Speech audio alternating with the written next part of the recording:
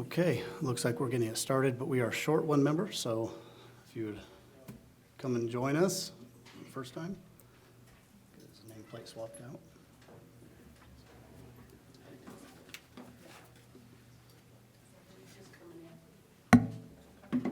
Oh, she is just coming in. Ooh. Okay.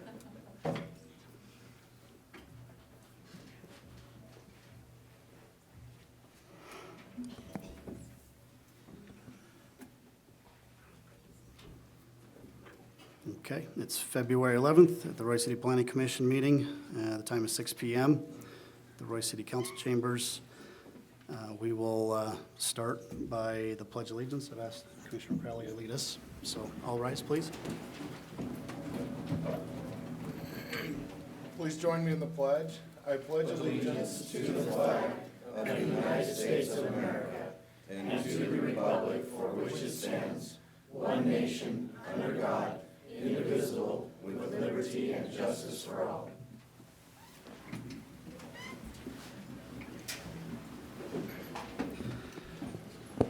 Thank you.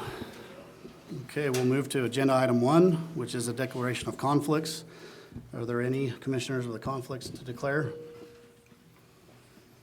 There being none, we'll move to agenda item number 2, which is a public hearing to consider a request to amend the following maps for the property located approximately 5154 South, 2700 West, Subpoint A, General Plan Future Land Use Map from medium-density single-family residential to very high-density multifamily residential. Subpoint B, zoning map from R18, single-family residential to R3, multifamily residential. R16 and R18. R16 and R18. Okay. That's different than I've got. Okay. So is the applicant here? Why don't you go ahead and come up, state your name, and tell us all about it.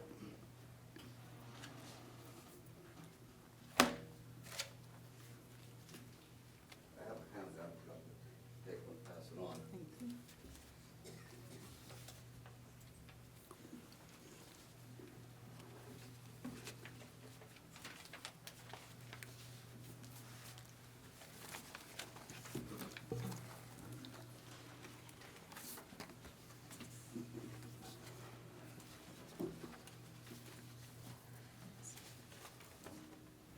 Here, we can share. I'll get one after. Oh, it's okay. My name is Doug Terry. I do own the property that is in question here.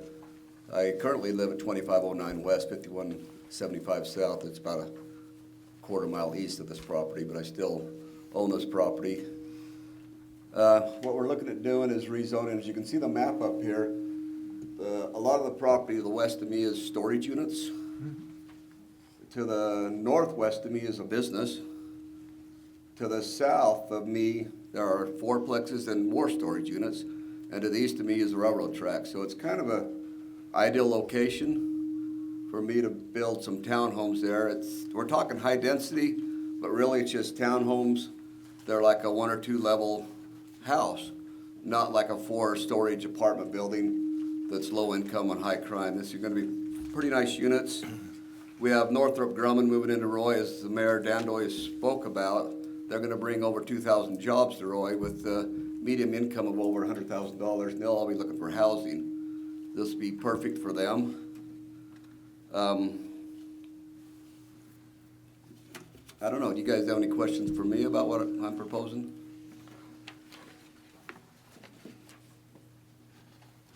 Commissioners, any questions? Haven't we had this, we've had this here before, right? Yes. We have had it before through the planning commission and it did pass, but I had a little bit of problem get it through the zoning, the city council. Okay. So this is similar to what I did before. Yes, and it passed before and it was a good plan and it still is a good plan. Mr. Terry, what changes have you made since then, or if any? The only change that I've made, I own a house to the north of there, and when I drew all my plans, it encroached on that property a little bit, so I wanted to add that in. That's the only changes I've made. Thank you. Yeah. I have a question for you. So if this is affordable housing and these jobs are going to be, what, $100,000 a year? Yes, they are. What's your definition of affordable housing? What are the average rents going to be? Well, I brought a realtor and a broker with me tonight, and she could address that a little better. Her name is Brenda. Thank you. But they're not gonna be low income by any means, but they're not gonna be high income. They're gonna be medium income housing. Okay. Yeah, I have a question too. yes. So why are you wanting to change the zone if it's similar to what you had before? Like to very high density versus medium density? Well, medium density only allows me to build, like, a patio home, and we're looking at building some townhomes. Because I thought before you wanted to do like senior living or something, like, That's a possibility, yes. and then did you know why the city council said no, what they wanted you to change? I don't offhand. You didn't ask them why they voted it down? No, I think they were voting just about everything down at that time. So now we have new members in there, so And how many units will you have? I think it would allow for about 12 per acre. Okay. Depending on roads and everything like that, maybe only 8 or 10, I'm not sure, I haven't drawn it all out And yet. it's little over 2 acres? Totally, it's 3 acres. Oh, okay, Yeah, I couldn't remember. Thank you. yeah, you're welcome. Have any other questions from the So commissioner? 36? Is that what we're looking at, 36? Thir- townhomes? 36 maximum. So Plus are there we- would be area that would be taken out for parking and roads and things like that, but the maximum Are- would be 36. Are we looking at similar density to those new ones up on 1900? That I would assume that's pretty much what we're looking at. Yeah, but the maximum density that's allowed is 12 per 12 per acre. Correct. Mm-hmm. And So what I'm that's- looking at is north of Talcotime right now, that's a place called Stony Creek. I'm building really similar to them is what I'm proposing.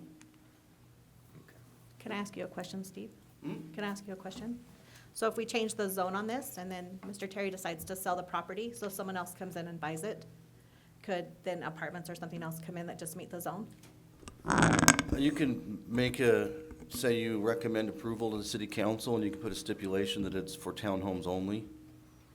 Because that's the only thing I don't think would be fair to the people that live there, is I think people are more willing to have townhomes where if they're apartments, and it gets sold, and then apartments come in and kind of, that's not what people were okay with, because what I've heard is people would rather have townhomes rather than apartments. Correct, and that's what I'm proposing is townhomes. Well, I just mean if for Yes. some reason you didn't build on there and you Yeah. sold it to someone else, if Yeah. apartments came in, I just don't know if that would be fair to the citizens if Right. we don't have that condition in there. And that is definitely not my plan. My family came in Roy in 1930, and we've been here a long time, and I have no intention of leaving and/or selling. Yeah, I don't think you're trying to do anything dishonest. I'm No, just asking I'm for my not. own information. Correct. So I thank agree. you. Yeah. Okay, any other questions from commissioners? No. Okay, thank you, sir. Thank you. Steve? As mentioned, this is 5154 South, 2700 West, as indicated on the aerial right here. It's 2.89 acres, so it wouldn't be 36 units altogether. I mean, I could try to do some math quickly, but it's probably 34-ish. Like every project on that, it's 12 units per acre. There is a caveat, however, so I just kind of shook my head and didn't really say much. They can get bonus density on the site plan, but it's really difficult. Orchards on 19th did get 1 extra unit because the park they provided for the residents there, they opened it up to the neighborhood. So our ordinance says if you will have a park and you open up as a public park, then you can have some density bonus. So that's up to 15. But it is very difficult. A lot of them are like connection to trails, those type of things. And I haven't seen a project yet that's been able to satisfy those other than Orchards where they had a park and allowed the public to come. As mentioned within your staff report, this has been here several times. I'll go through the history here in a minute. The future land use map shows it to be medium density, single family. Even with the recent rezone to R16, the general plan calls that out as medium density. The zoning map, and it's hard to see, but it is light yellow on the southern portion of it. So the southern property is R16, the northern property is R18. So he's looking to go to either R4 or R3.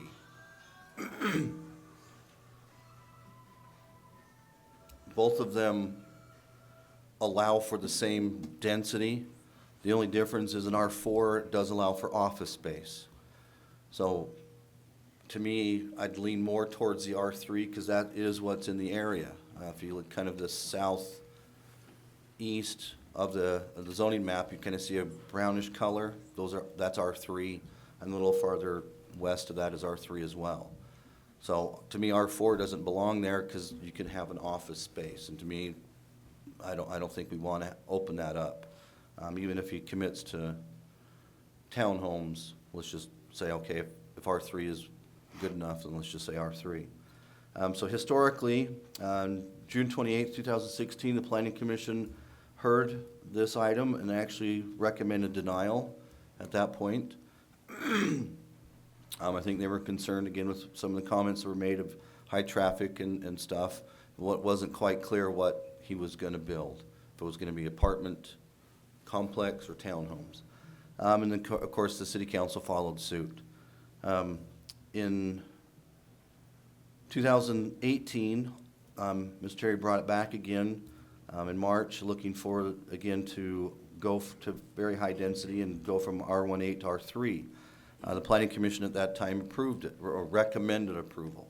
But the council followed suit as they did in 2016. There wasn't a lot of discussion in the minutes. It's more of one particular council person, I won't name him by name, was just very adamant against multifamily, and the council followed suit. And again, 2018, Mr. Terry looked for the southern parcel to go from R18 to R16, and both were approved. Just to have as a caveat, on the council level, R18 to R16, the same gentleman that was against multifamily voted nay, but there were others voted yes. So I just kind of want to talk about what is density, and I think this is where some people have a concern or don't quite understand. So R18, which is a single-family residential, means 8,000 square foot lot minimums. You can have about 5.5 units per acre, or dwellings per acre. Granted, this doesn't take into account roads and stuff like that, but just sheer numbers. And the general plan classifies this as medium density. R16, again, it's residential single-family, 6,000 square foot minimums, and it's 7.25 units per acre. So right now, he can have 7.25 units per acre, and if he has 2 acres, about 14 units. General plan, again, considers this medium density. I threw this one in.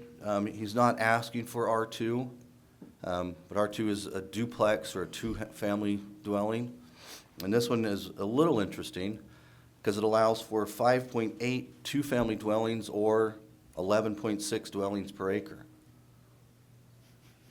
Just, again, think about that, because if he subdivided it 7,500 square feet with 2 units per, he's almost 12 units per acre in an R2 zone, and our general plan calls that high density. And then you get to the R3, R4, which is multifamily residential, 12 units per acre, and again, it's just wording, but it calls it out as very high density. We're talking 0.5 unit per acre more, and we go from high density to very high density. So the terminology to me in the general plan is skewed. I mean, to me, and again, I'm a planner, this I do as a profession, so very high density to me is 50 units per acre. That's a lot. High density is probably 24-ish, around there. Medium density is probably 12, and then low density is R18, R16, and stuff like that. But that's how, in 2002, our general plan defined it. So this is where I think most think very high density is an apartment complex like this. Got 3 levels, 12 units or whatever in that one building. We do have a project here in town off of 4600 South and 3500 West. It is zoned R3. This is the style building they built, and it's 12 units per acre. Then you get Orchards at 19th, which is this here in 4500 South and 1900 West. They built townhomes, and it's 12 units per acre. So the concept of what is very high density, I think, comes down to the type of building. Is it an apartment complex, or is it a townhome? And I think that's where most people start looking at it, is this one's bad and this one's good, even though they're the same density, same number of families per acre. Now, I just kind of went over that, just not for just your information, but for also for the audience, that when we talk about very high, it's not much more than an R2 zone. So staff would recommend approval of the modification of the general plan to very high density and the zoning map to R3. Again, R3's in the area. We don't want the possibility of having an office, even though he may commit not to ever doing it. I just don't want that possibility to do it. To go on to Commissioner Bill's comment, yes, you can make it a condition when you forward it to the city council that this is townhomes only. Can't be apartment complexes, you know, so you can define what your conditions are in there, whatever they may be. Any questions? Any commissioners, questions for Steve? No. No? Okay. Well, I'll look for a motion to go into public hearing. So moved. Need a second? Aye. Over here. All in favor? Aye. Any opposed? Okay, we are now in public hearing. So if anybody would like to come up and speak on this topic, please come up to the microphone, state your name and address, and let us know what you'd like to hear about.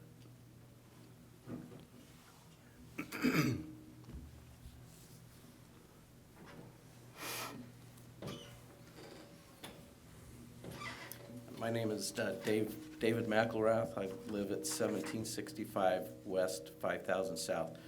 Previous to that, I moved there 6 months ago. Previous to that, I lived at 2483 West, 4975 South, which is pretty close to the area that we're talking about here. I'd like to advocate for the townhomes. We currently live in a patio home, and right behind us are the Stony Brook condominiums. We have not had a single problem with anybody in that area, that they are family dwellings. Some of them have been seen on TV recently with the twin engine crash that was there. But these type homes, I think, are a good thing because they give a family an opportunity to have home ownership. They are not low-income families or low-income dwellings that would cause a concern to the area.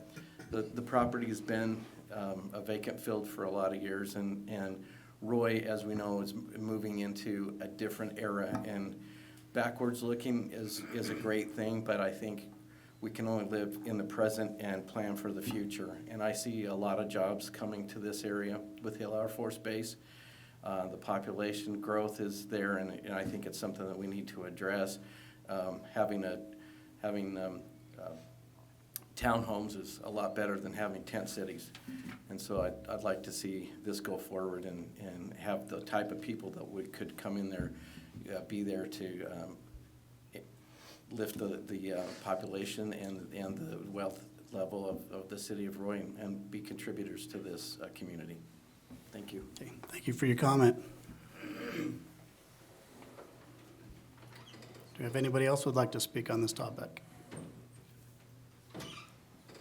Good evening. My name is Tamara Magruder, and I live at 5489 South, 2700 West, so I am right down the street. I'm a little panicked about putting more people on my street.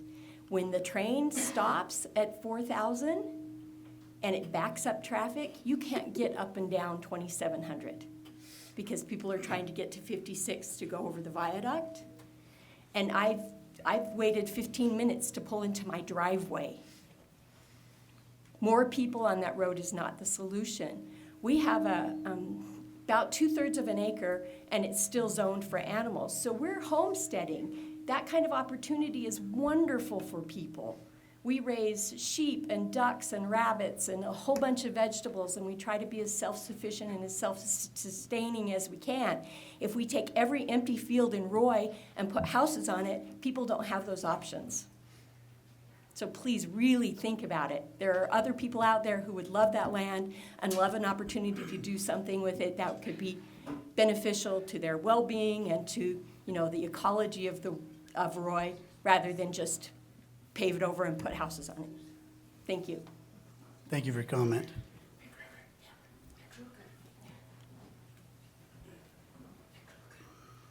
How are you?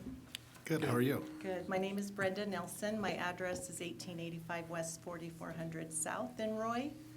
I'm a very proud business owner in Roy, and I love what I'm seeing happening, the growth and the amazing decisions that all of you are making.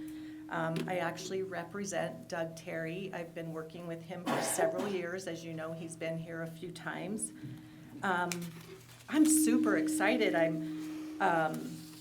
I really think this is gonna fit in with the community, and I'd like to address the traffic issue that some of the residents are going to have. If we get this form-based code to move forward with what our awesome mayor is trying to do, you're gonna have a lot of walkable communities.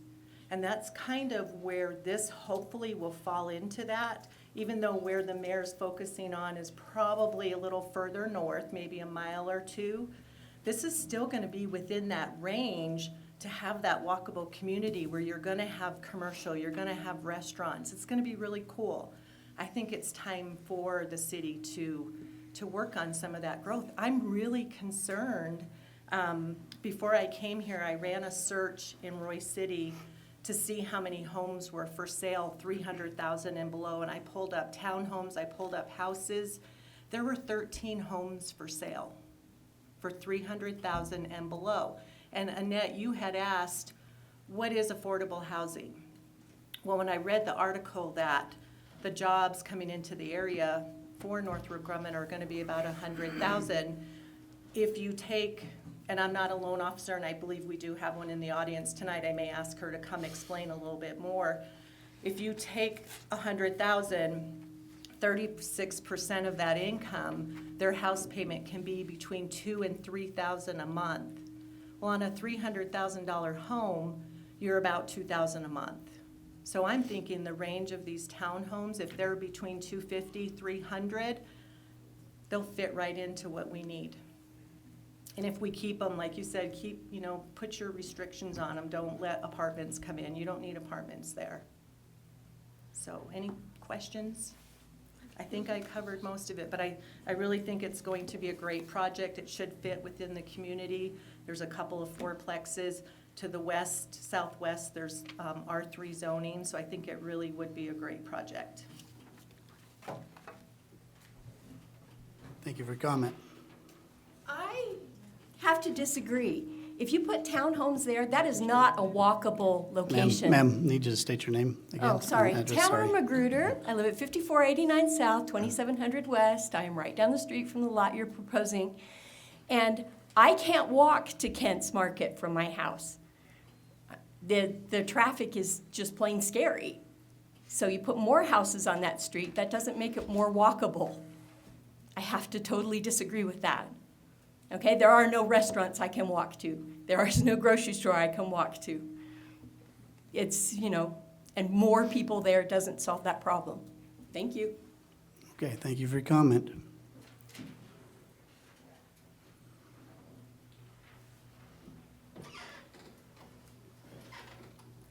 Good evening. My name's Lucas Ryko. I live at 4919 South, 2450 West in Roy. I'd like to give you my information that I feel, or the knowledge that I feel about it. I grew up in Nebraska, which is very rural, very farming community, nothing but corn and cows. And I went back there not too long ago, and it's become a very beautiful place, very modern with farming, but yet other amenities there for farmers and just the general people to enjoy. I know that the swimming pool is real close to that area, and I'm advocating for this. I think it's going to beautify the neighborhood. And not only that, but it's going to bring in the things that I see Roy wanting to make a change in. And regardless of if it's an apartment complex, I'm not for it. It isn't going to be an apartment complex. It's going to be a townhome situation. That's more a beautifying aspect of the neighborhood. I know Mr. Terry is on top of his properties. He keeps them well maintained. He would be one of those kind of landowners that makes sure that the properties look decent. The neighborhood will increase its property value because of that. And, you know, with the projects that Roy is doing in the future with the, you know, the front runner and everything there, that is going to change that demographic and that kind of aspect of walking and here and there. And so I just think that it's a good thing for the community, for affordable housing, and I think it's in the direction that not only our community is going in, but every community in the country. And people are for and against that, and that's their prerogative and that's their right. But I just see that it's going to be a beneficial thing for us as a community to have that property zoned for that. Thank you. Thank you, sir, for your comment.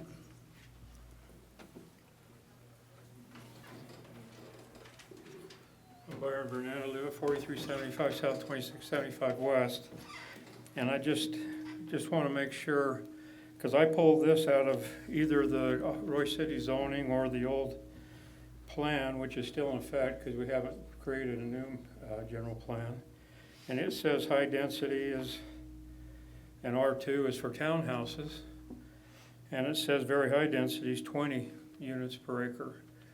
And then I hear things like they're going down below my house at 5 stories and I don't know how many per acre, so I'm not sure what very high density is. So my concern is what was brought up before, is if he doesn't build on this and you make it very high density, you need to make sure it's not 20 or 5-story 50 or whatever is coming down the road, and it stays what we're really talking about tonight. The other issue is, and maybe you can answer this after the public hearing, is I'm curious why the general plan is still in your hands when you recommended it to the city council, and it should have gone to the city council last week, so I'm not sure why it's still in your hands and on your agenda today.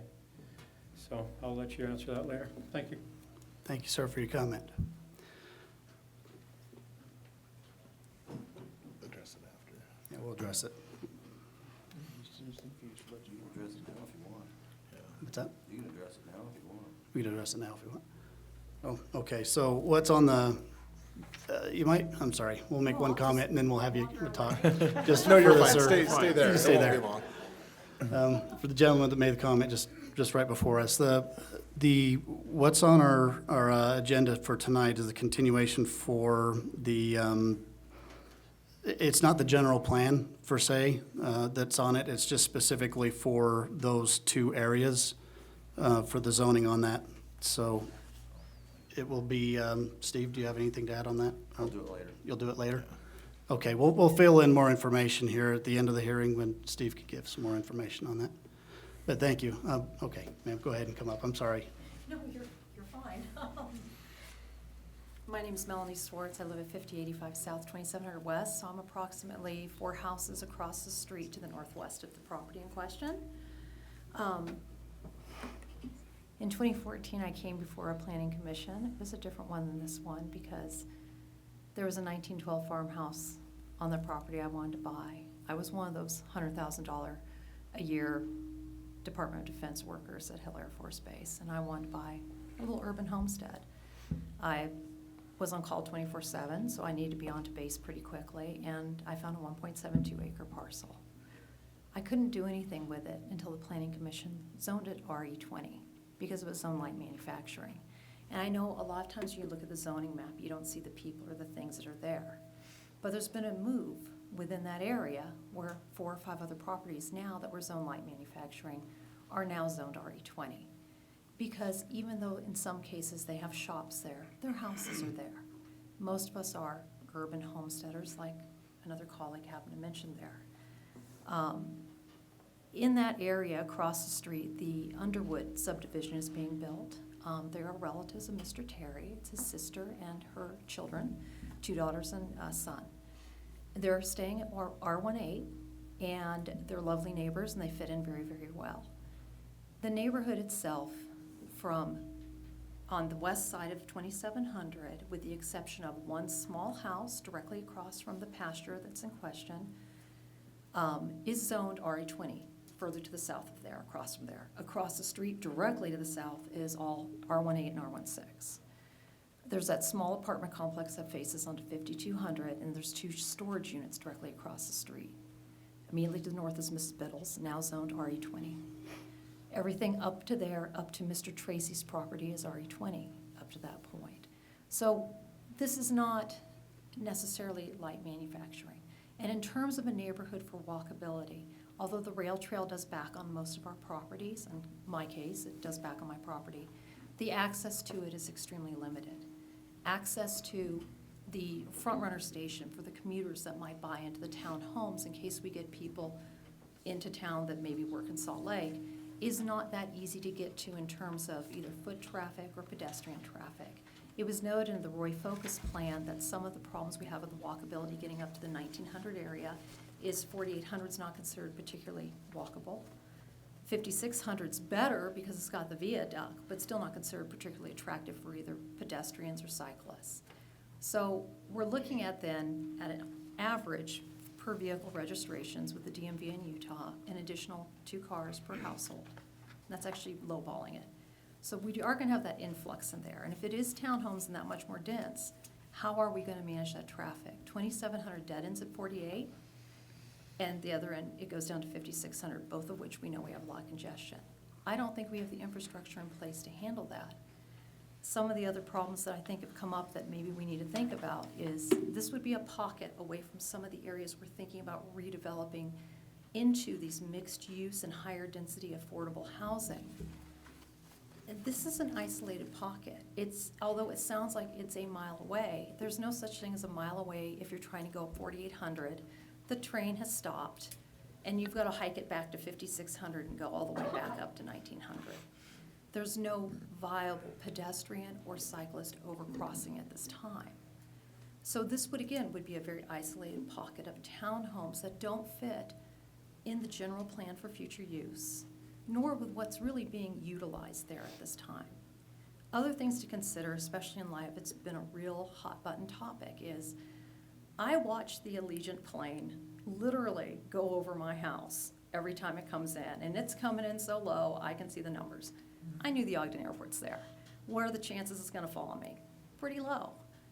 Could happen. Do we want to look at planning, though, because of some of the talk about high-density neighborhoods near the Ogden Airport?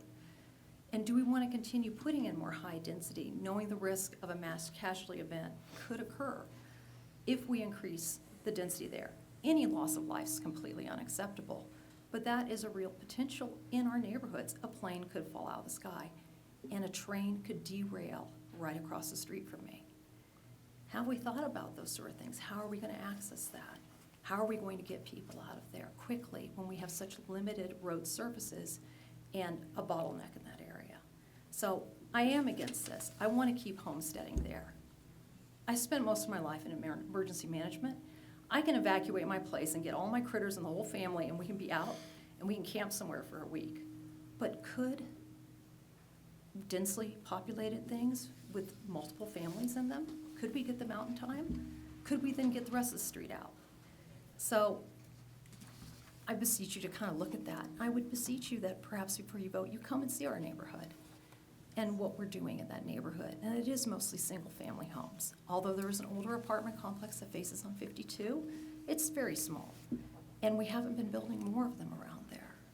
I think people are attracted to that neighborhood because it's one of the few parcels you can get to where you can have a little land. And we do need to offer that mix of housing. Yes, the townhomes for the people that don't necessarily want a yard. Or maybe they're transients, and they're climbing up through the Northrop Grumman hierarchy, so they just want a townhome, be there for a few years before they get transferred. They're gonna PCS because they're part of the military. But then there are those people, and we see it all the time. There is definitely a back-to-earth movement for people that do want to dig in the ground, that want to garden, that want to have the urban chickens. And this is one of the last and few areas we can do that. Thank you for your time. Thank you, ma'am, for your comment. Okay, do we have anybody else who'd like to speak on this topic? One more. Two. My name is Eduardo Robles. I live at 2697 West, 5350 South, which is about a block to the south of this property. Now, as you guys can see, this has been a hot topic for the past few years. And the city council has declined it several times, as you can see. And it is true that we see this type of developments being developed all around us. I mean, if you look at the whole Wasatch Front, it is popping up. Now, I had a discussion with the city planner about a week ago when I was paying my bills, and it was just a short discussion. I wanted to see what was gonna be built on it. And one thing that I noticed is there is all this development going all around us. However, it is mostly on primary and secondary highways. If you look at North Salt Lake, is usually around the higher, or the main highways or secondary highways. And then same thing on West Haven. West Haven is the same thing, is around secondary highways. Ogden, look at Ogden, it's the same way, around secondary highways or primary highways. The problem with this is accessibility, and that is a fact. If you can look at it, research it, it's there. You can look at a map, and most of these developments are around secondary or primary highways. That is one of the main concerns from a lot of the local residents. Now, as you can see, this zoning was also changed recently. I don't see why it needs to be changed again. And that's kind of now, the one thing that comes to mind also, it's been a hot topic, is perspective. Well, perspective is all we can use because we don't have an actual plan. And to give you an example is, I built a garage in my backyard a few years ago, and I had to submit a plan to the city, and it had to be stamped by an engineer, and that's kind of the skepticism from the residents. We don't know exactly what you're gonna get unless there's an actual plan with a stamp from an engineer. If that was my case, when I submitted my request, I had to submit a plan plus a blueprint with signed by the building approved and signed by an engineer, and that's what I think that's one of the biggest problems with the residents. We don't know exactly what's gonna be built because we don't have an actual plan. Thank you. Thank you for your comment.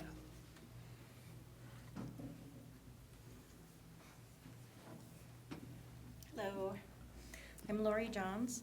I'm at 2850 North, 800 East in North Ogden. I'm actually a lender, and I just wanted to kind of touch bases on the affordable housing issue that we're having. I can't tell you how many clients I've had that have come in that want to stay in this area, and there are no homes available for them. So their realtors are having to send them on the outer cities. And I think that's a shame. I think if we had something more affordable in the city, it would definitely help immensely. I know you can find that in Clearfield, and you can find it, of course, in Ogden. But I definitely think, and I don't know if you've noticed, but other cities are doing this, where they're having a pocket of affordable housing mixed in, and they're beautiful. They're absolutely gorgeous, and I think it would be perfect to do something like that in your city. Thank you. Thank you for your comment. Do we have anybody else who'd like to speak on this subject?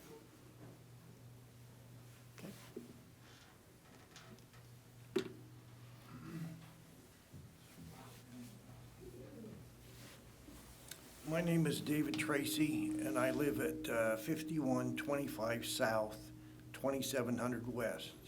It's across the street from Doug's property. I'd just like to start by saying that the Terry family is a very nice family. They've been good neighbors and good friends for many, many years. And I've been there since 1971, they've been there since 30, so we know each other quite well. I can't speak for the other neighbors in the neighborhood on the west side of 2700. But I do speak with them quite often, and so I think their views are similar to mine. I think the reason that a lot of the people along 2700 live there is because there is more open space. A lot of the lots are like from a half to 2 acres. And the reason that we're there is that some people like animals. I actually have a business there.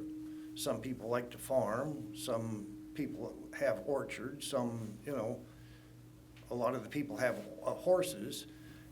We don't want to live in a subdivision or we'd be in a subdivision. The reason we're there now is because there is open space and it's not congested with a bunch of people. So, Doug and I are good friends and we just have a difference of opinion how he should develop his property. He should be able to develop his property because the landowner should be able to do what they would like to do within reason.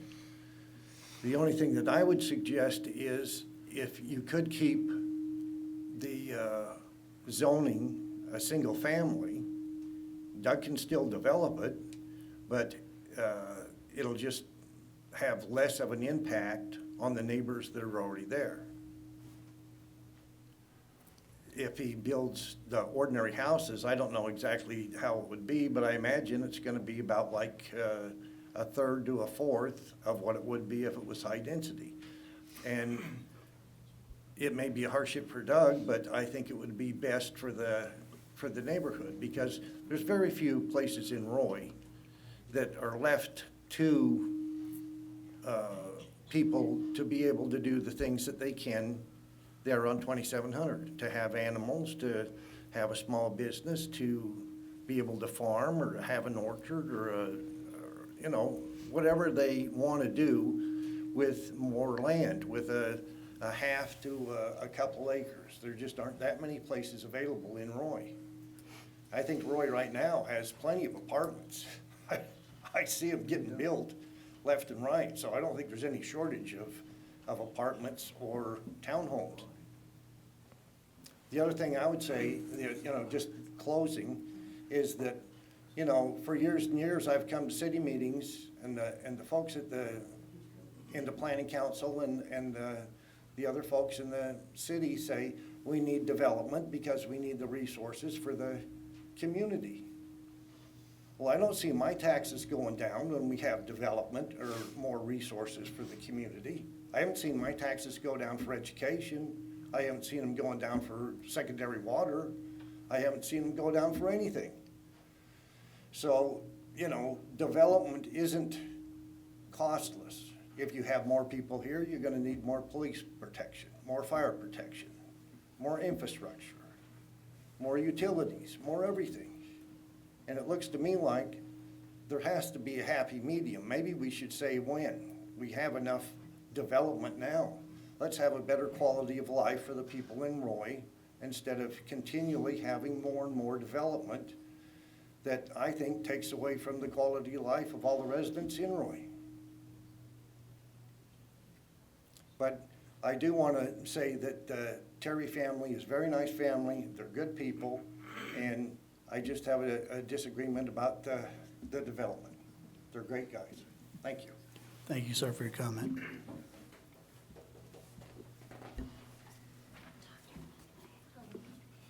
Amy Buckway, and I live at 4863 South, 2700 West. And I just would like to just echo that we're there because we love the land and we want to have little animals and have a little homestead, and that I'm not in favor of the high density.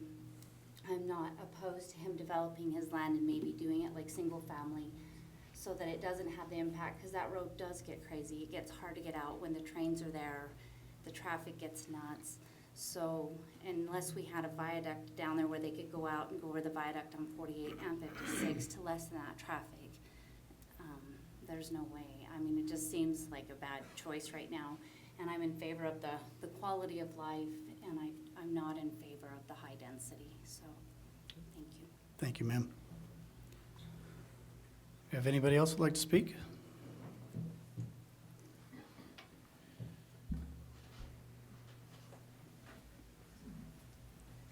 Good evening. How long can I talk? Just kidding. My name is Janae Terry. I live at 2509 West, 5175 South in Roy. I am married to Doug Terry. As we have talked about, the property has been in the family a long time, and our sister lives next door, and our two darling nieces and their families, and our cute nephew. And we do love the neighborhood, and we do love the neighbors, and we love our family. So it is not at all that we would want to bring something in there that would not fit, that would not be a benefit to the community, because we care very much about them. And I know it's really hard. Change is hard. I remember the dang VCR when they came out. My grandparents could not figure out that button, and they did not like the change. And I get that. The older I am, I don't like change either. However, our community is growing, and we do have a lot of people that will be coming to work in Roy. I feel like as a community, we need to band together and make Roy great. We're going to need to grow because we have more people coming in and more people that want to come in. But I think we need to keep it nice, and I feel like you'll get what you're looking for. If you think it's a horrible neighborhood, then it will be. If you think it's a fabulous neighborhood, then it will be. And I just feel like it's important to keep Roy great. I teach preschool, and I have so many little 4- and 5-year-old friends that I love to death. I want them to have a good quality growing up in Roy, like I did, like my kids did. And I don't feel like building more homes is going to hurt that in any way. I feel like that won't take people's property, that they can farm and do the things that they like to do. The other thing is, so my daughter, they just had a home, and the area all of a sudden exploded, and they built around it, and their home increased $70,000 in equity, in value, just from the development around them. I lived in Manaway for years, and I know nobody wanted it to change. Nobody wanted it to grow. They would do everything they could to put a water moratorium on and all these things. Finally, it grew, and guess what? They found out it wasn't so bad. They really enjoyed the community and the new people that have moved in. It's been a great thing for them, and one young man even found his bride in the new development. So it's not all bad, and we're very mindful of people's feelings, and we do care about the neighborhood, and that's why our position is we want it to be very nice. We want it to have an HOA. We want it to be well taken care of. So thank you. Thank you for your comment. Looks like we have another.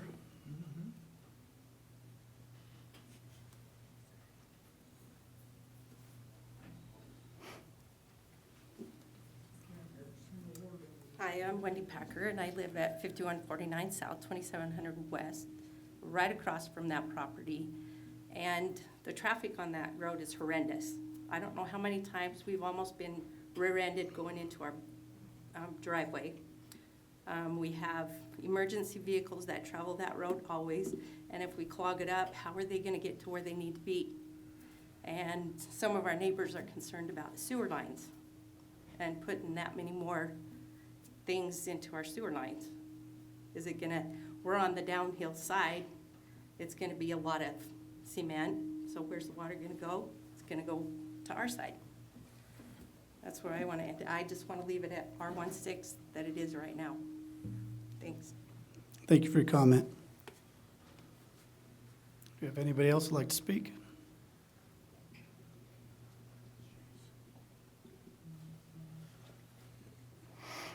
Evening. I'm Gary Davis, 5214 South, 2700 West, just on the south side of that property right there. And like they were saying earlier, if you look at this map, it's a nexus of trains, planes.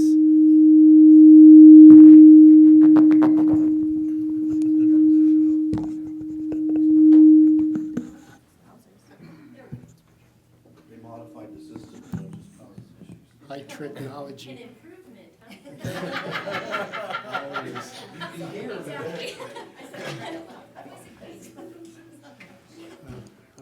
anyways, I share the same concern.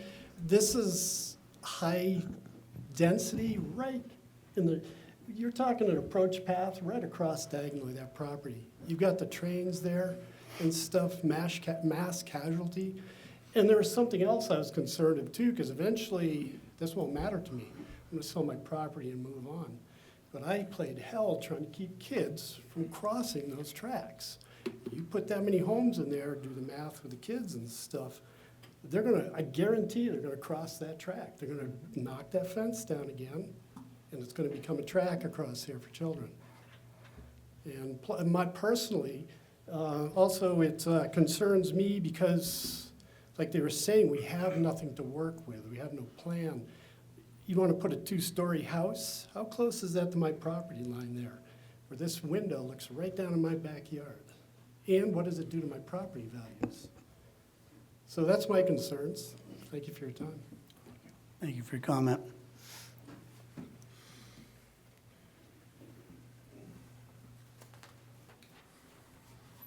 Byron Burnett again at 4375 South, 2675 West. The best thing I heard tonight was the gentleman that said he had to show the plan for just building a garage before it could be approved. Yet we're trying to approve this without seeing a site plan, how it affects the sewer, how the site plan could affect the way the buildings are put on there, affect neighbors, and even entries in and off of a busy street. I would recommend that you require a site plan, because you might not even have to go very high density, depending on that site plan and depending on the parking and the roads and everything. You wouldn't have to go any higher than you have to.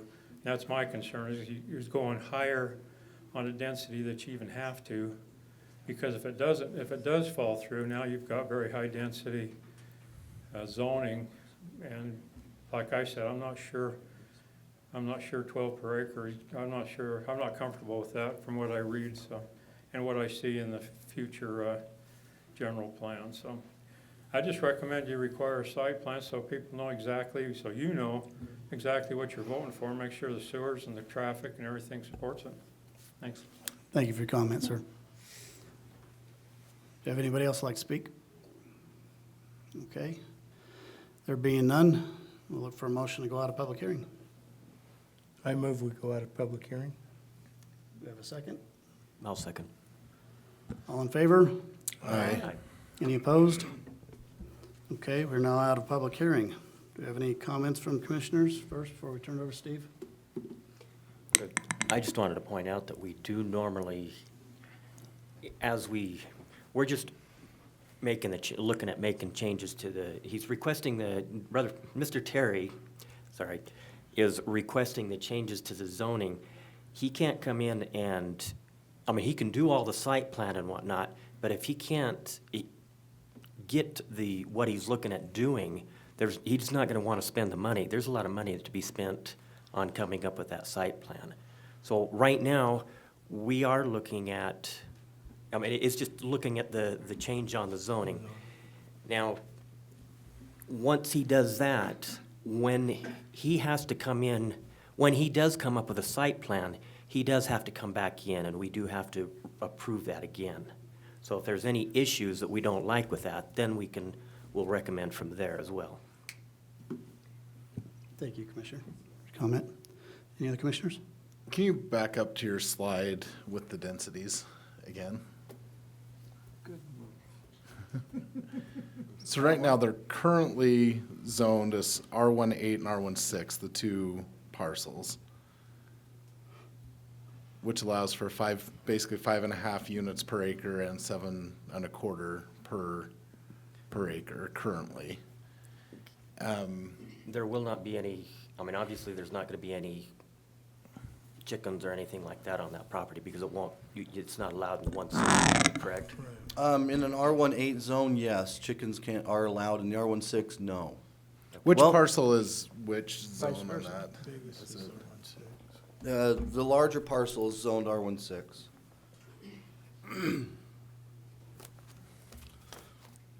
Actually, I wanted to check. Chickens are allowed in R16, you just have to have an 8,000 square foot lot. But in general, a 6,000 square foot lot or an 8,000 square foot lot is not very conducive to having very many animals, No. But you can. but you can. Okay. And then the height in an R16 or an R18 is 35 feet, Correct. the maximum height. So you could build a single-family house 35 feet tall, which is basically 3 stories, give or take. Thereabout, yeah. Right, thereabouts. If it was changed to be the high density, what is the height restriction on that?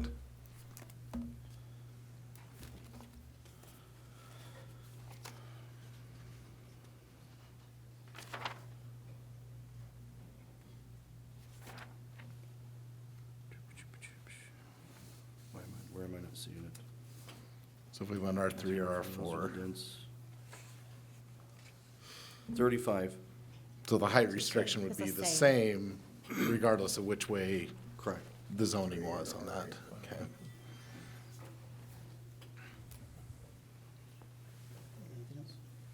Nope, Good. those are my Okay, great. questions. Wait, I have a question, but I gotta think how to say it. So if you have that R16, you couldn't put any type of, you would have to get a townhouse, you would have to change the zone. Because you can't have that single-family R16 or R18 and have any type of multi-family No, housing, correct. correct? So, okay, that's all, thanks. Any other commissioners? Okay, Steve, do you have any Well, comments? then, kind of further your question, years ago, we had a PRUD ordinance, which is Planned Residential Unit Developments. And so there are some R16s that are twin homes. So it's 2 homes with the property line running in between the 2. But we got rid of the PRUD ordinance probably 12 years ago, mainly because there's just a lot of issues with them. But, Are those similar to the ones like over by Roy Elementary? Like where they have yes, those white there's ones some by there, the there. catwalk, and then there's a thing between them? Yeah, that's zoned R2, but yeah, that's very similar. But that's what they would look like? Yeah. 4800 South on the west side of the canal is where a lot of twin homes are in R16 zone. But, just to kind of answer some of the questions, and there wasn't a lot, most of them were just statements, and we appreciate everybody's statements for that. The general plan does call out, as Mr. Burnett said, up to 20 units per acre, but our zoning doesn't have that. So by definition of the zoning ordinance, 12 units per acre is very high. Even though the general plan and zoning don't see the number of units correct, similar, just our zoning says 12 units is all you're gonna get, so it doesn't matter. So there's not a zone that you could, I mean, at this point in time? Unless that unless could we go over recreate 12. one or modify one of them. Okay. But not today, not under Mr. Terry's application. The general plan itself, yes, it is being updated. No, we had the Parks Department, Public Works Department, Fire Department, Planning look at it, the first draft, and say, okay, concerned about this or concerned about that, dot i's, cross t's. It's gone back to the contractor. He's gonna finish that up, send it back to kind of the steering committee that started the whole thing off, get their input on it, and then bring it to the planning commission after that. So, I mean, it's close, but the form-based code or the mixed-use ordinance came first, so it's kind of been pushing that first. So I know there was a question on that. As Commissioner Ashby had mentioned, site plan approval is still required, even if say the zone gets changed, they still have to come back with site plan approval. At that point in time is when the engineer, public works, fire, building, and planning get together, look at it and make sure that we have sewer capacity, that we have stormwater capacity, where their parking is, height of building. The setbacks for the building are very similar to the single-family zones, where an R18 has a front yard setback of 25, a rear of 25, and sides of 8. An R3 has a front yard of 25, sides of 8, and a rear of 20. So it's, again, very similar to the R18, R16 setbacks. So you're not gonna have homes right on top of everybody, because you still have a distance. So even if we go and you say you have that home just to the south of the identified parcel, they have a side yard of 8, and if it's an R16, he's gonna have 25 feet, and then the house can begin. In this case, it's 20 feet, and the house can begin. So you're not any closer either way. So if it's a 2-story townhome or a 2-story single family, you're still in comparison. The great thing about the way our zoning ordinance is, again, you have public works, engineering, planning, building, and fire to look at every project. Make sure it complies with not just zoning code, but engineering, public works, building, and fire code. So if there's capacity issues on sewer, guess who gets to upgrade the sewer line? The developer. If there's capacity issues on storm drain, guess who gets to upgrade? The developer. Even if it's a subdivision of R16, those same issues are looked at. All stormwater has to remain on site and then percolate out. Unlike other homes that are historic that don't have that requirement because they're so old, they didn't meet those requirements. So these new homes on this side do have to meet those requirements. So, you know, the issues of stormwater rushing across the street and flooding homes, if that's the case, then engineer is really messed up, but it should never happen. What's this green space requirement on, is there a green space requirement on? In an R3 zone, it's 45% of the acreage has to be green. Okay, because I think that one of the problems people have is when they see townhomes or apartments, they automatically assume you're all concrete and building. Yeah, no. Where you're really gonna have. They need to provide some sort of amenity where it's a playground or something. Again, that comes out in the site plan review. So there's a lot of things that you guys will see, regardless if it's rezoned at the council level or not. You'll see a subdivision plat that comes in so he can build homes. So, I think that was all the big questions. Okay, Steve, thank you. Could I ask one more question? So even though there's 12 per acre allowed with all the requirements, they may not even get that many? Because of the road and the entrances for the fire trucks and the green space and, Yeah, there's things that they have to do. so it could be up to 12, but it could be less, Yeah. correct? I mean, the ordinance allows for 12. And then plus you have to have your so many parking spaces per unit Yep. and all of that. 2 per unit plus a half for visitors. And if I understand what you said with comparing it to the current zone, it really doesn't change that much, except instead of single-family homes, you're gonna have more just people, because you're gonna have townhomes. But all the other requirements, regulations, for lack of a better word, are the same. Mhm. Okay. Any other questions for Steve before we vote? Oh, I can't make this There motion. being none, we'll be looking for a motion on this. Need to be 2 motions. Well, yes, this will be 2 motions, one for the general plan and one for the zoning map. So please make sure you. Well, do we want to talk about apartments versus townhouses? Like, You don't we have to go do for that it. now? You're welcome to, yes. Because I don't know, I do feel like, not that I think there's any, I mean, anyone can rent out their home in Roy. You could have a rental next to you and not even know it. But, I mean, I just feel like people are so concerned about apartments, maybe because of how they look, that I just wonder how everyone else feels about holding it to townhouses because of where it is. And seems like that's what the public would like.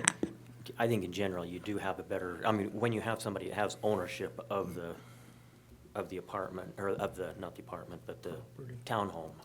But someone could buy a townhome and rent it out, so. They can, but that somebody who owns that townhome is more likely to keep it up. If you're less likely to have a full apartment building and the owner is gonna be in California or something, you know, they don't care as much. So do we want to make that? I think we should. A condition?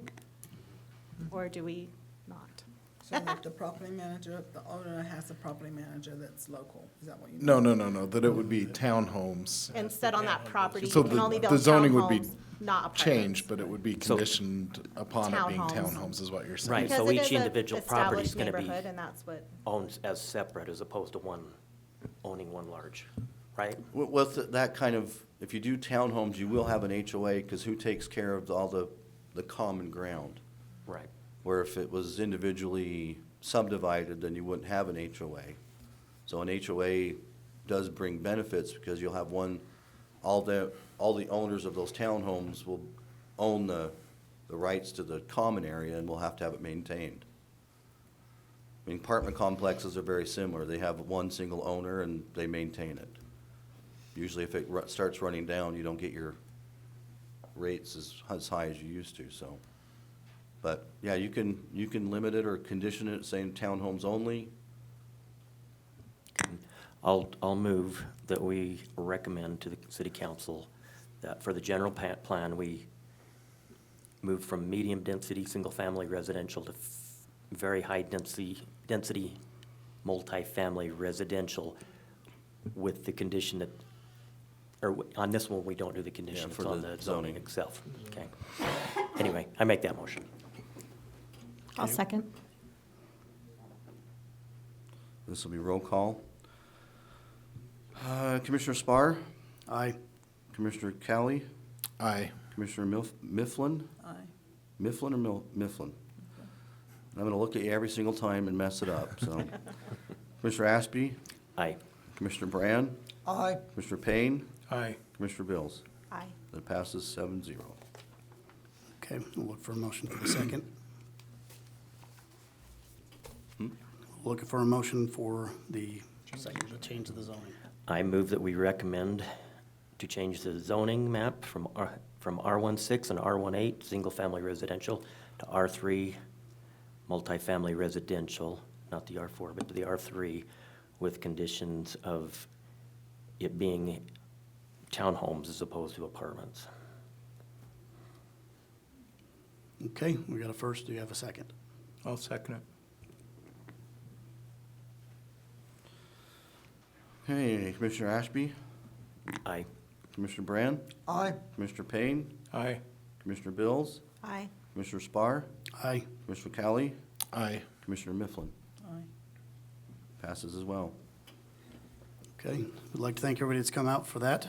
You're welcome. If you want to take the opportunity, you can go. If you're still wanting to watch the rest, then great.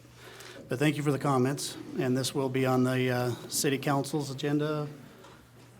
It may In be the next future. week. I'm gonna be gone the first week of March, so it'll either be next week or How can we find out cleared. it's not a maybe? I can answer your question. It's posted on the Roy City website, and you'll get notice, so go to the website, look under council agendas, and you will find the date that it's supposed to be. I believe I already have a date in March. And Glenda posted on Facebook. And it's I posted don't on know if we Facebook. have them. I'm not here. Okay.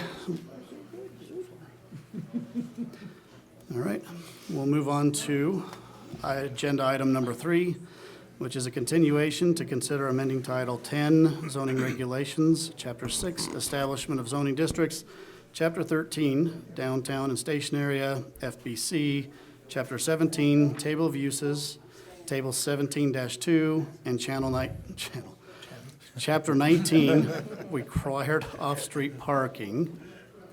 Steve? Can we also now do item 4 as well, just talk them at the same time?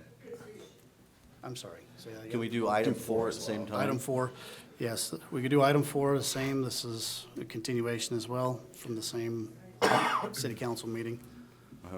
As you recall, last meeting was a work session, and we put it on the agenda, and it was voted, and it wasn't until after that we figured out that, hey, our rules and regulations says that you can't make a vote during a work session. So I'm coming to you with egg on my face. So we're here tonight to just continue it, so you can either do the same motion and forward it on to council, or you can do really what you would like. Okay, do we have any prior discussion before we do the vote? Anybody? We didn't have any conditions, did we? No. I don't remember. No, and I've given it quite a bit of thought since our meeting, and I still feel like we've kind of carried the water as far as we can with this. I know there was a great discussion at the city council meeting, and there's some opportunities there. I know the mayor and the council's obviously very committed to getting some input and potentially splitting the two areas and addressing those. But I feel like as a planning commission, I feel like we've done what we can So my opinion hasn't changed since the last meeting, despite giving it a lot of thought and watching the meeting. I didn't come in person, but I did watch the meeting and, you know, saw the comments, and, you know, we have heard what people have said. And I know we made a lot of changes to what was initially brought to us in order to help accommodate and alleviate some of those concerns, and some concerns still obviously exist, but I do appreciate that the mayor and council are, you know, committed to doing that. And I think, in my opinion, the best thing for us is to hand that off and let them carry the water from here and make those decisions that will be made and changes that need to be made to what we're doing here. Okay, I respectfully disagree. I was at that council meeting. We were told that there are people that are ready to go forward on the downtown section of the form-based code. I got the general impression that the council would appreciate it if we would do a little more work on the train station portion of it. Particularly, there were either 7 or 11 questions asked by Councilwoman Wilson, I'm sorry. I was going Nelson, Wilson. All of which questions I know that I had not heard, and I have attended every meeting that we've had on the form-based code. I also know that the consultant that was there making a presentation, and Mr. Parkinson was there, and they did not have answers to all of her questions. She asked if they would be provided. I assume they have, or they're going to be. There's certainly things I believe that we should consider. I also want to tell you that we did not have input from the public in our last 2 meetings before we voted, or in the second meeting before we voted. Afterwards, after we had voted, I had the opportunity to visit a homeowner that lives above the railroad tracks in the train station zoning, and he wanted to show me and others what would happen if you were allowed to build a 5-story building behind his house. He has the ability to tell me that that tree over there is 84 feet, that one's 52, this one's 46, because he's some kind of geosplunker or whatever it is. And he said if a 5-story building, which is approximately 50 feet or 55 feet, what do you think would happen? It was immediately. What would happen is there would be a sound wall, and every time a train passed those 5 or 6 blocks of homes that are overseeing that, all you would get is all the train sounds bouncing back into the house. You might as well live on a freeway. I think we need to talk about such things as that before we send it up to the council, because I don't think we fully vetted it. And in addition, we have talked about working on it for so long. We canceled 7 meetings last year. That's 2.5 months of planning meetings, which we did not discuss it at all. And there were other meetings we didn't discuss it either. So I take absolutely the contrary position. I think we should separate them, send up the downtown. Let's move ahead with that, and then take some more information and do a better job before we send it off to the council. Thank you for your comment, Taurus. Does anybody else like to make a comment before we put it to vote? What are the 7 and 11 questions? I did not write them down. I don't remember them. Okay. I didn't watch the council member. I remember there were questions that I've never heard before. One of them was in particular, the Wilsons own a 10-acre parcel or so, whatever it is, and the question she asked was, based on what we did, if she put a house at the very front, which is 20 feet or whatever the recommendation is that what has to happen? And I think the answer was yes. Steve, do you remember all the questions? Probably. One of them is, would the house have to be square and conform to the same? It had to do with the fact that we are allowed to have your row houses are in there. It was one of the conditions, or one of the type of houses, right? And it didn't say that you couldn't have a minimum. You could have one row house on a lot, which is basically a home. but that was not necessarily the intention of the document. That was what her question was. So is that basically a home? What kind of conditions, what kind of specs would that home have to be in order to be a one-unit townhome? Those are good questions, and I think we ought to pursue them. That's my point. So, Steve, are those questions the planning commission can answer, or are those questions that the city council has to answer? Because there's definitely a difference. So with the questions that were brought up, it really depends on what the commission does. You guys can, if you choose to, take and split it as Commissioner Brand said, and work those specific questions, excuse me. But ultimately, the ultimate decision will be the city council. They can take what you want and throw it in the garbage if they want. But you guys do have the ability to address that depending on what goes on here, whether you keep it or send it up. So you can work it and try and address those questions as best you can, but the ultimate decision is the city council. So we're a recommending body, so therefore, we can recommend it to move on with these stipulations that they look at doing this and doing that. But it doesn't really matter what we say once we recommend it. Once it's in their hands, they'll do what they want with it anyway. So we can, we can recommend not doing something, and council can still recommend, or can still pass it. So I think in this point, I think it's time for us to move it on to council for that reason, is, and I think that we need to put a few stipulations in there. What exactly that might be, I don't know. The Wilsons, I know the Wilsons very set against having, the multi, or, they want their property out of there, whether we recommend that. I know the housing below the tracks, 5 stories does sound a bit high to me.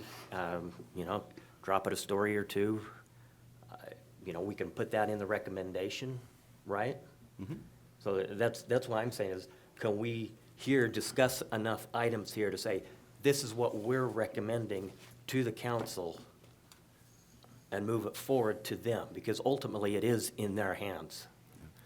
To answer some of Commissioner Brandon's questions, most of Council Member Wilson's questions were more dotting i's and crossing t's. It was things that I didn't catch when I was looking through that fine-tooth comb as well. There were still some good questions, but some kind of the real finite details. So, she's got a great eye for that type of stuff. Well said. It's of my opinion as well that the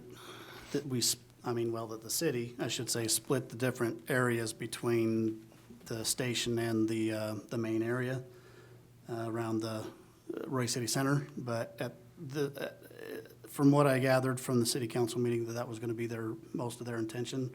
We'll see what they vote, eventually, but I think, I would like to see it split as well, but I think my vote will be for going forward with it to the city council and let them split the parcels. And is that something we could split and move forward both pieces, and that way the council can work with one separate from the other, or?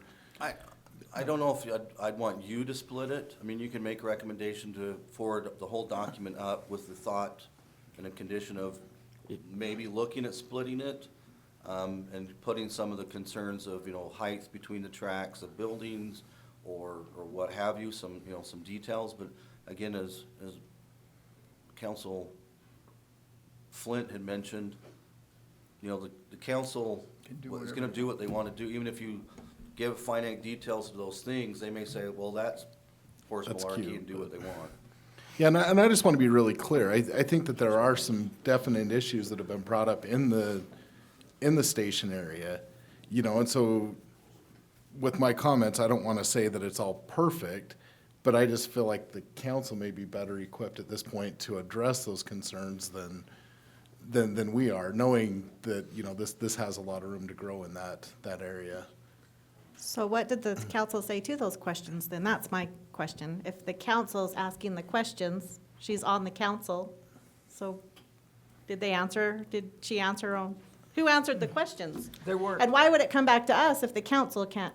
I guess I'm Well, confused. it didn't come back to us because the Oh. council, it came back to us because But I our mean, vote if- was taken in a work session. Yeah. Which is I know not that what part. should have happened there. So that's why it's still But before us. If she's got these questions that, my question is are the questions about the zoning or are the questions about how it affects the people?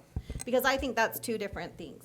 Like, I think if the questions were in direct regards to how the zoning works versus the quality of life for the people, that's more council and we're more if the zoning works with the area, correct? Most of the questions she was asking was, like Steve had said, it was, there are ambiguous things within there. So she didn't think it was and as she's gonna clear need as some it should be. clarifications Okay. that are gonna be talked about at that time. So it wasn't the question of the zoning per se, it was more the question of how the zoning's gonna affect the quality. But of a the lot people of that her live there. questions more of a, is there an unintended consequence? Is there a loophole? Is there something along those lines that could happen? I Oh mean, my it gosh. wasn't the general intent of That's like in the general. document. There's always a loophole in life, I don't know, get a good enough lawyer, sorry, Brody. But that's what most of her questions Okay, were based so it on. wasn't necessarily so how would you make that motion then, Ryan? Like, where Don said, maybe not such a big story, or, with conditions or whatever, some things that need to be changed? We'll just make the motion and then just Let list them out- decide what needs well, to be we'll list out all the changed. conditions of what we are recommending to them to do. And then they can take it or leave it or do what they want with it. As I said. Because this is gonna change a lot from what Yeah, I we've think got so, before too. us. I mean, that's the, I agree. I think that's the we've done as much as reality we of can. it. Okay. Any further discussion? You're looking for a motion. Am I the one that's going to do all the motions today? Okay. You're going to have to help me with this motion here. There should be a motion sheet. Okay, there it is. Okay, I move to recommend that the city council approve the request to amend Title 10 zoning regulations, Chapter 6 establishment of zoning districts, Chapter 13 downtown and station area FBC, Chapter 17 table of uses, Table 17-2, and Chapter 19 required off-street parking with the following conditions. The conditions being that the council review the Wilson property as to whether it is fit for this kind of an area, a zoning, and possibly maybe splitting even their property, something maybe part of it being in this zone, part of it not. That's something to look at, to look at closer look at the height, that they, maybe actually physically go down there and see where those heights would be, possibly dropping down to a 4 or even a 3-story townhome. Townhouse, or I'm not gonna recommend necessarily a townhouse or apartment on that. And then splitting the two areas, the downtown and I would split the train station area off of the other two areas that we're looking at. Was there anything else that okay, that's my motion. Okay, we have a motion. Is that going to be okay? I Motion? have a point of clarification. The motion is that we do split out, we recommend to them that they split out the train station from the downtown area? From the downtown and the other. Innovation. The The business innovation, The- isn't that what it is? If you say downtown, the meaning is 1900 versus the train station area. Yeah, so the station area will be separated from the other two areas. Thank you. Okay, we have a motion. Do we have a second? I'll second. Do we have a second? This will be a roll call vote. Commissioner Bills? Aye. Commissioner Brand? Aye. Commissioner Mifflin? Can I abstain? Nope. I can't, but if I'm in the middle. I was gonna look this up before I came. I can come back to you. Okay. Commissioner Cowley? Aye. Commissioner Spar? Aye. Commissioner Ashby? Aye. Commissioner Payne? Aye. Commissioner Mifflin. Guess it's gonna be aye then. Aye. Okay, 7-0. Motion carries. So, that being said, we're moving on to agenda item number 5, which is Commissioner's Minutes. Nope. Oh, mission number 4. I thought we kept them together. Well, we discussed them together, but we still need 2 motions. Okay, all right, we'll be looking for a motion on agenda item number 4. Continuation, consider amending the zoning map from RC 18, R2, R3, and R4 to downtown, BP and R18 to Innovation District, and LMRE 20 and R18 to Station Area. Is there a motion on this second, on this number 4 item? I'll make a motion that we approve agenda item number 4 as stated by Chair Brand. Chair Spar. Or Chair Spar, sorry, I was looking at Torres. Old habits die hard, man. Thank you anyhow. Okay, we have a motion, and we need a second. I second the motion. Okay, we have a second. Commissioner Payne, Aye. Commissioner Mifflin, Aye. Commissioner Spar, Aye. Commissioner Bills, Aye. Commissioner Ashby, Aye. Commissioner Brand, Aye. Commissioner Cowley. Aye.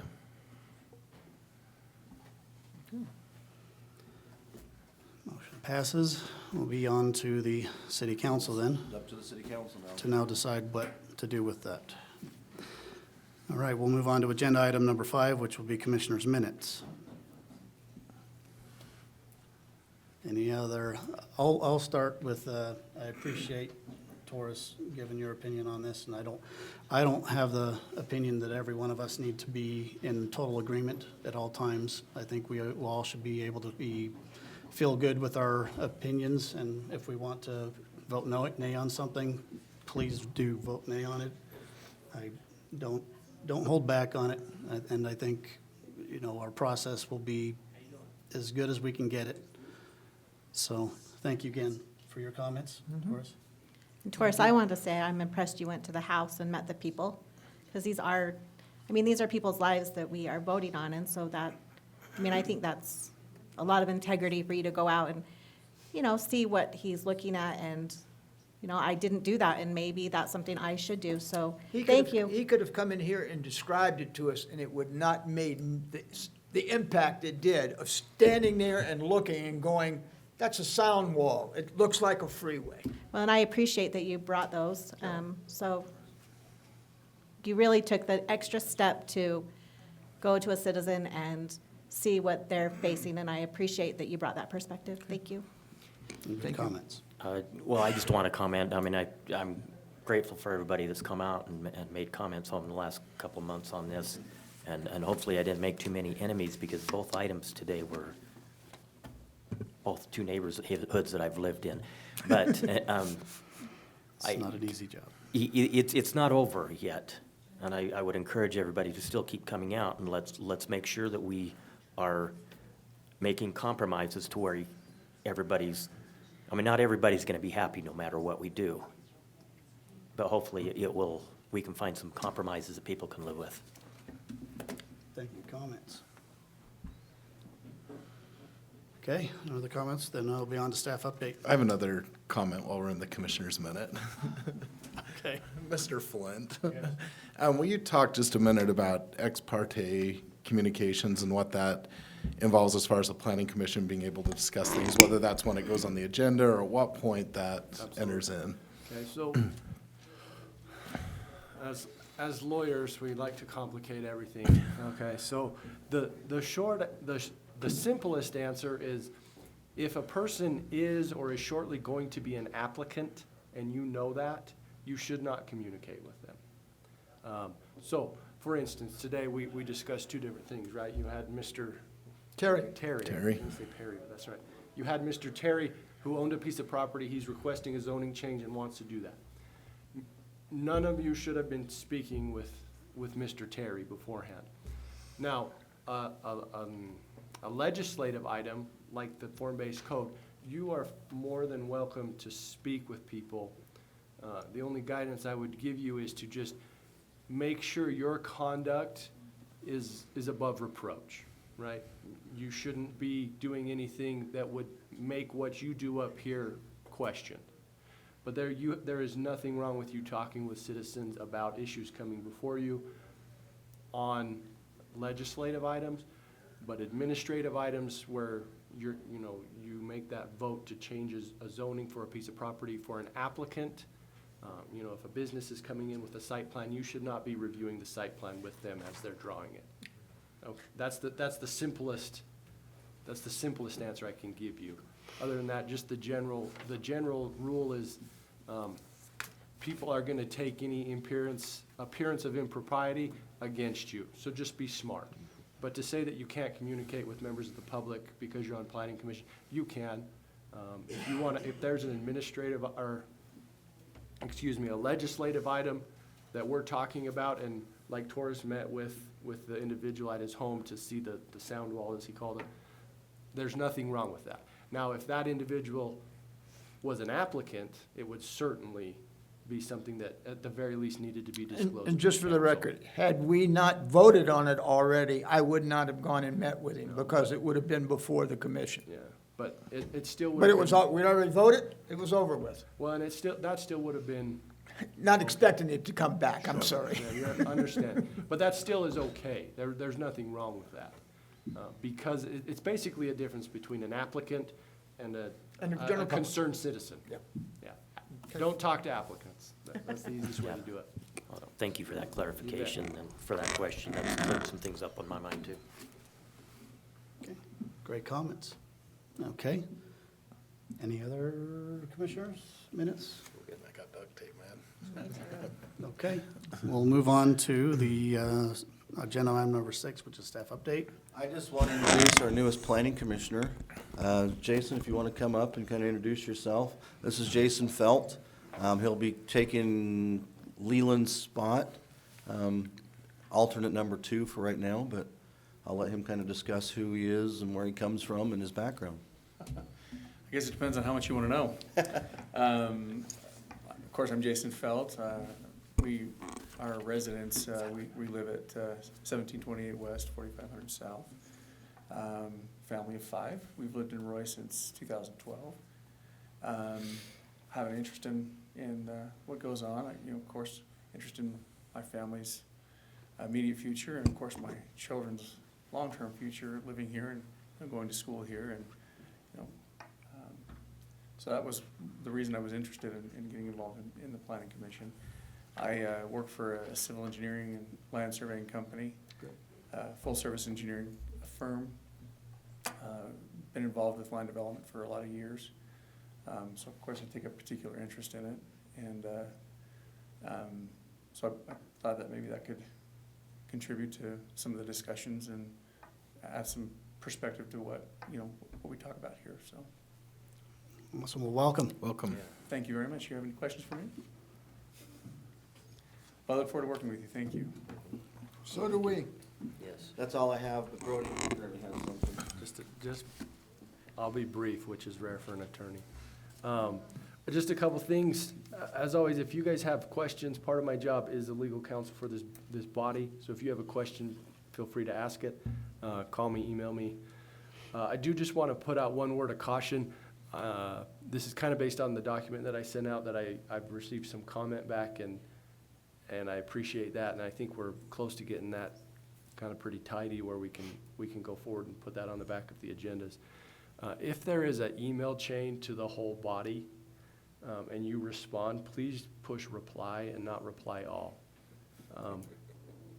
Is it the gravest sin in the world? No, but you should not be communicating in a quorum unless it's in a public meeting, and you would do that if you push reply all. Like I said, is it the gravest sin? No, but just something to be thoughtful of. If I send something out to get comments from you guys, just please email me back individually. Other than that, I appreciate everyone's time that you guys give for this. Thank you, Brody. And with that, we're looking for a motion to adjourn. I move we adjourn. Do you have a second? Seconded. All in favor? Aye. Any opposed? We are adjourned. Does anyone anyone ever oppose that one? Yes, Chris Collins did once. Chris, really? Well, it's Chris Collins. And he was Hello. serious? Yeah.